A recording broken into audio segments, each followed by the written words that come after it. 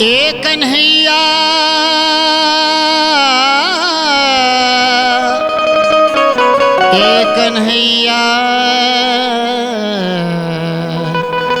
कान्हा।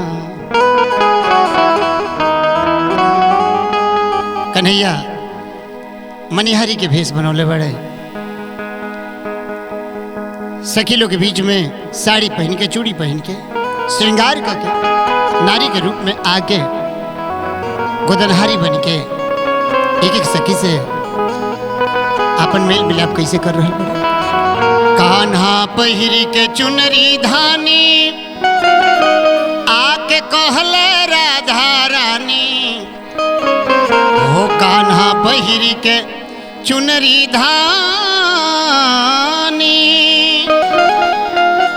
आके कहले राधा रानी, आ गोदनया के गोदवालो ना दुखाई गोरिया, ना दुखाई गोरिया। गोदनया के गोदवालो ना दुखाई गोरिया, ना दुखाई गोरिया। हो कान्हा पहिरी के चुनरी धानी आके कहले राधा रानी, कान्हा पहिरी के चुनरी धानी हो आके कहले राधा रानी, गोदनया के गोदवाला ना दुखाई गोरिया, ना दुखाई गोरिया।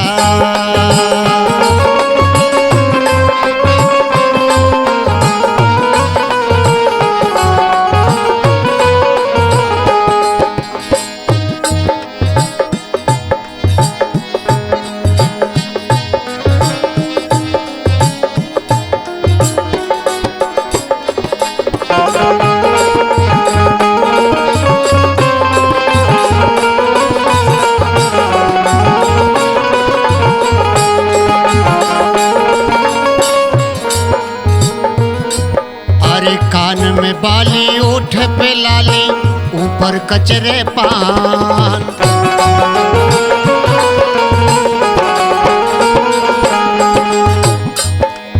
आँख में कजरा फूल के गजरा मुस्की मारे जान।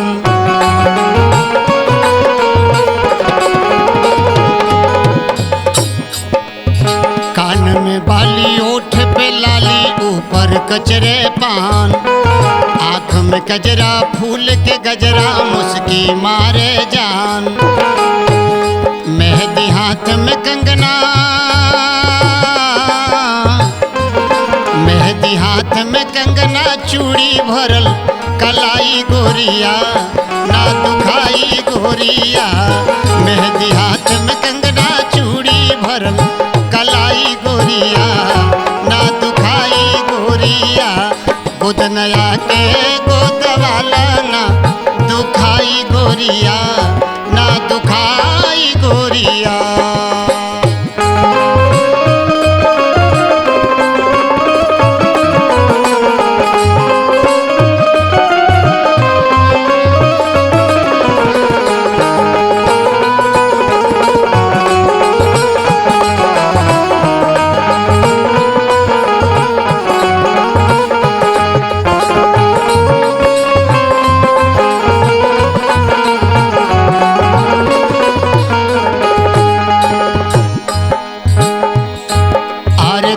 राधा के बाह कहेली उनकर सगरो सहेली,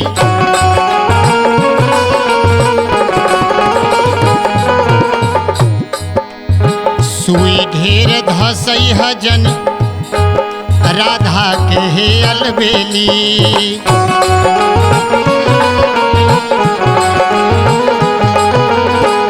राधा के बाही कहेली उनकर सगरी सहेली, सुई ढेर धसई हजन राधा के हे अलबेली। आ कतही गाल पे लिखी रे, कतही गाल पे लिख दा कोना में कन्हाई गोरिया, ना दुखाई गोरिया। कतही गाल पे लिख दा कोना में कन्हाई गोरिया, गोदनया के गोदवाला ना दुखाई गोरिया, ना दुखाई गोरिया।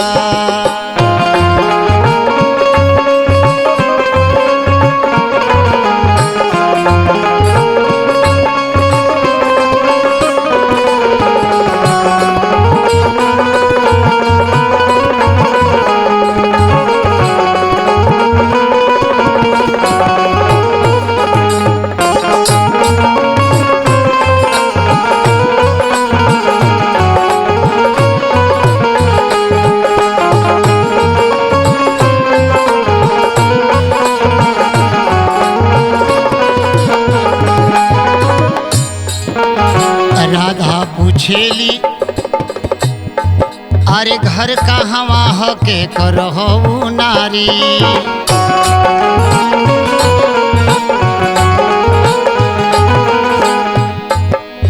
मोहन कहले शादी तय बा, बानी अभी कुंवारी।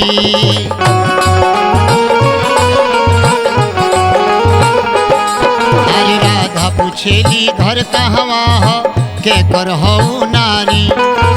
मोहन कहले शादी तय बा, बानी अभी कुंवारी। राही नावह मोहन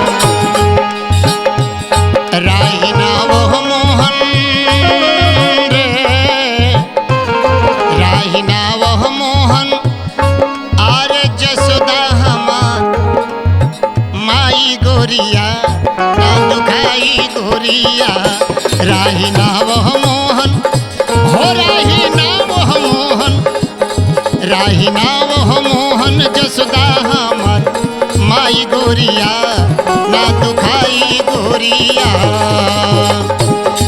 कान्हा पहिरी के चुनरी धानी आके कहले राधा रानी। हो कान्हा पहिरी के चुनरी धानी